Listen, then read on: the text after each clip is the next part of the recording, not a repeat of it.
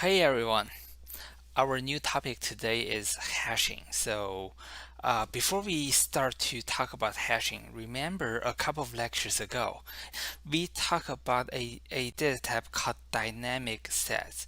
And I say this is just a conceptual data type, and it can have a lot of different implementations.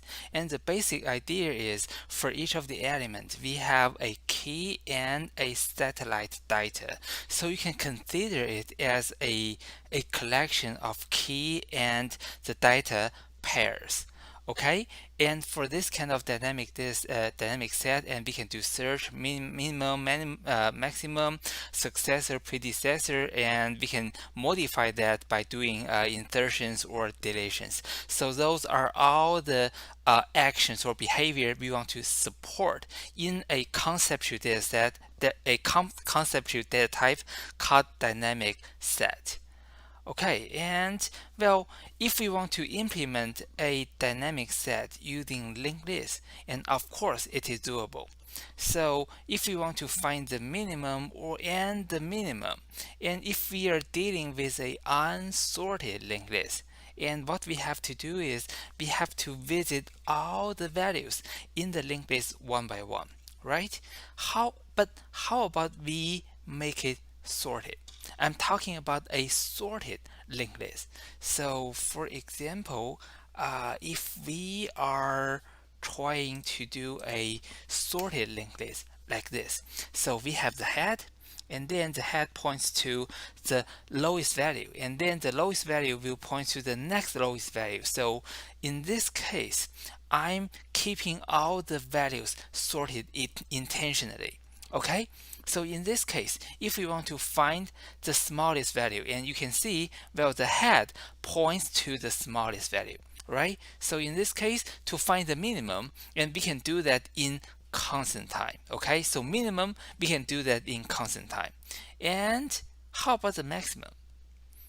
If we want to do the maximum, and which is the tail of the linked list. So in this case, we can't really do that. We have to visit all the nodes, start from the head, the first node, the second node, and all the way down until we visit the last node. And this will be an ON. So how can we do better?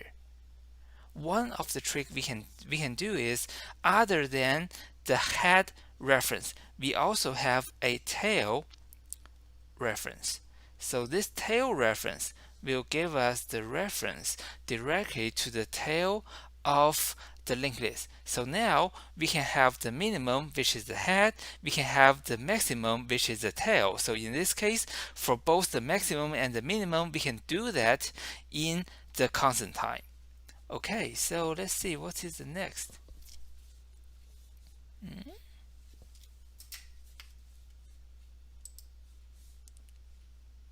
Okay, so okay, the next one is a successor. So if we have a node, and how do we know the next node? And this is also easy, because if we know we are visiting one of the current node now. Okay, so how do we know the next node? And the next node will be just we follow the next reference, and then we will find the next node, and that is the successor, right? So for the successor, it can also be done in constant time, so that's good. And how about delete? So, well, for the deletion, we are assuming that we have already done the search. We have already found the node we want to delete. And the next part, what is the time complexity for doing the delete? And, well, if you remember what we have learned before, this is also a constant time. Because, well, if we want to delete 10, and then we want to skip 10 by using the tooth reference directly to the 13. So we want to update a reference like this. Okay, so we find the predecessor, and then the predecessor's next will point to 10's next. So we delete the 10.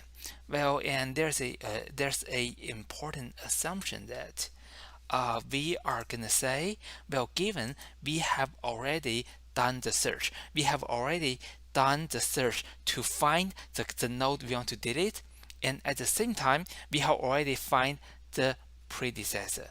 So the reason is, we are going to use the predecessor to skip the node we want to delete. So assuming that we have already done the search, we have already find the node to delete and the predecessor, and then the deletion can be done in the O1 time as well. So what's the next? Okay. The next one is predecessor. So for the predecessor, here is a problem. So if we are staying with the current linked list, and then for the predecessor, we have to go through all the list again before we can find that. So for example, if we are trying to find the predecessor of the current node, which is 10, so the only way to do that is we have to start from the very beginning, and then we go through all the nodes before 10 before we can find the predecessor. So in this case, to find the predecessor of 10, it will be a ON. So the question is again, how do we do better? So in this case, remember there is a doubly linked list. So for the doubly linked list, we have the next reference, and we also have a previous reference. So for each of the node, it knows the successor and the predecessor. So for example, for the 13 will know the predecessor is a 10. For the 10, it also knows the predecessor is the 2. So in this case, for each of the node, it knows the predecessor and the successor. So in this case, if we are holding the 10, for example, and then the predecessor can be done with the O1 time. So, okay, if we are staying with the current design, we are doing a sorted doubly linked list. And what you will see is for the maximum, minimum, successor, delete, and predecessor, they can all be done with O1 constant time. Okay? So the next thing, how about the search? If we want to search for a value, for example, if we want to search for 20 in my linked list, and I don't have a 20, but how do I do the search? I have to visit all the nodes one by one. So for the search, well, there's no easy way. It has to be a ON in this case. And the next one, how about insertion? So for the insertion, what you have to pay attention is we have to keep all the values sorted, right? So in this case, we have to find the right location for the value first before we can do the insertion. So in this case, we have to visit all the possible gaps in order to find the right gap for the new value. So for example, if we are inserting a 12, so 12, can we insert it here? Can we insert it here? No. Can we insert it here? 12 is not the right place. And how about here? So 10 is smaller than 12 and 13 is greater than 12. So this location will be the right location for 12. However, to do this kind of search to find the right location for the new value, this process will be the ON time. Okay, oops. Okay, here. Okay, so this is a quick review of the linked list. So if we are trying to make a linked list to implement the dynamic set, so this is a dynamic set, right? If we want to use the linked list to implement the dynamic set, and what the bad thing we can do is for the first 4 actions, and we can do O1, and for the remaining 2, search and the insertion, they have to be ON in this case. Okay, and the next one, how about we implement the dynamic set with the red-black tree? Okay, so for the red-black tree, it is a balanced binary search tree, right? So what is the maximum and the minimum? So if we have the root, and then if we always go left, go left, go left, we will find the minimum. If we always go right, go right, go right, and we will find the maximum. And well, how many steps we are gonna go? Either go left side or go to the right side. And you should remember that will be O log n, right? Because the height of the tree is O log n. So we only have to go from the root to all the way down to one side to the bottom, and then we find the maximum or the minimum. So for the max and min, they can be done with O log n time. And how about the successor? So successor and the predecessor, they can also be done with the O log n time. And for the deletion, well, I require you guys to read the textbook, and you should know this is also O log n time. And for the search, if you want to search in a red-black tree, and the red-black tree's height is O log n, so the search is also O log n. And for the insertion, we have done the insertion.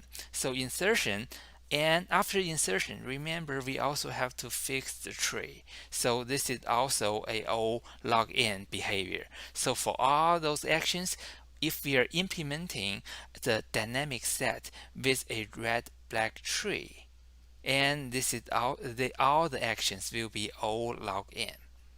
Okay, so why do we want to do a hashing? So for the hashing, actually we want to do, it can be considered as another implementation of the dynamic set. And here is another example. So if we are building a compiler, and in this compiler, so you can consider that we want to compile a programming language like Python. Say, well, in a programming language, and what you have to do is you have to maintain a a list of all the defined variables. Say, for example, if I want to do a equals 10, I want to do a name equals Yang,